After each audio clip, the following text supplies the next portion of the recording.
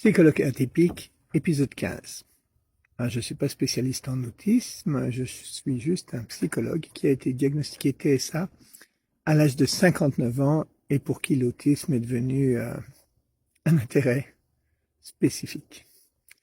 Dans la vidéo d'hier, je intitulée « De quoi souffrent les autistes ?» Alors évidemment, je ne voulais pas dire qu'on ne souffre que de ça, mais je voulais revenir sur qu'est-ce qui peut être très souffrant dans les relations avec les autres chez les autistes qu'on avait tendance à appeler Asperger jusqu'à récemment.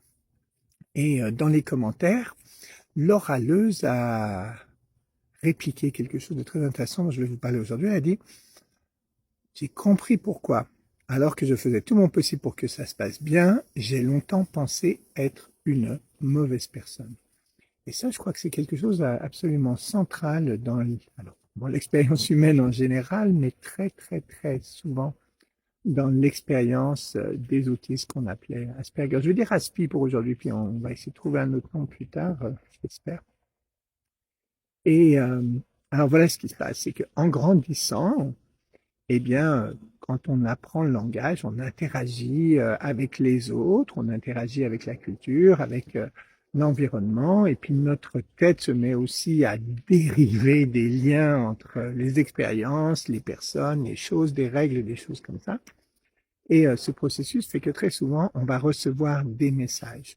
Il y a deux messages centraux qu'on va recevoir. Un message sur nous et nos affaires. Alors ça concerne moi, mes pensées, mes émotions, mes souvenirs, mon histoire personnelle et mes actions observables à l'extérieur, on va dire. Et puis, un deuxième message qu'on va recevoir, ça va être moi en relation avec les autres. Et eh bien, quand on a une condition du spectre de l'autisme, immanquablement, du fait de la différence de notre fonctionnement et de comment les typiques vont interagir avec cette différence, immanquablement, on va recevoir un message de l'ordre de moi égale mauvaise personne ou moi égale défectueux, défectueuse. Et ce message va être tellement profond que très souvent, ça va être difficile même de vraiment le saisir, ou alors on va peut-être entrer en opposition contre, mais il va former le cœur de notre identité personnelle.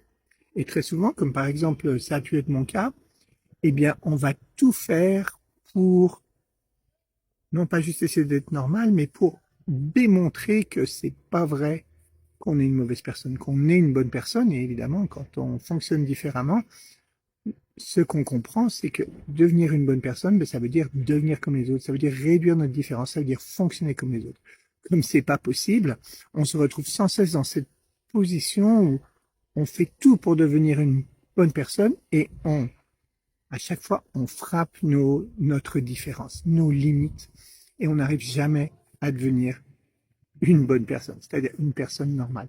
Et on va très souvent se retrouver en interaction avec des personnes qui vont nourrir ça, pas nécessairement délibérément, parce qu'elles s'attendent à ce qu'on fonctionne normalement, et on fonctionne pas normalement, et elles vont interpréter cette différence, non pas comme une différence, mais comme de la mauvaise volonté, comme parfois de la manipulation, du narcissisme, ou du trouble de la personnalité borderline, des choses comme ça, qui vont, bien sûr, nourrir ce message très, très profond, très ancré de « je suis une mauvaise personne ».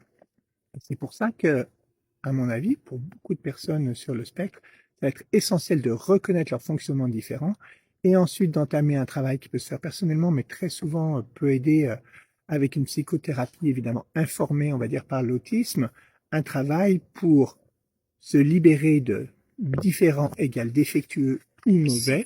Oh, pas là. C'est parti tout seul. De se libérer de différent égale défectueux ou mauvais pour plutôt réaliser que différent égale différent et de valeur égale. Alors là, c'est dit en quelques mots, mais c'est un travail extrêmement profond et qui est la clé, à mon sens, de la libération personnelle et de bien fonctionner, premièrement avec soi-même et également avec les autres. Alors évidemment, il y a plein d'autres choses qui vont nous déranger dans la vie, l'hypersensibilité sensorielle, le problème les routines sont dérangées, les changements de plan, tout ça, ça va continuer à nous déranger, mais je pense que la souffrance la plus profonde, elle a à voir avec l'identité qu'on a par rapport à nous-mêmes et comment on se voit en lien avec les autres. Voilà, j'espère que ça vous a été utile et à la prochaine.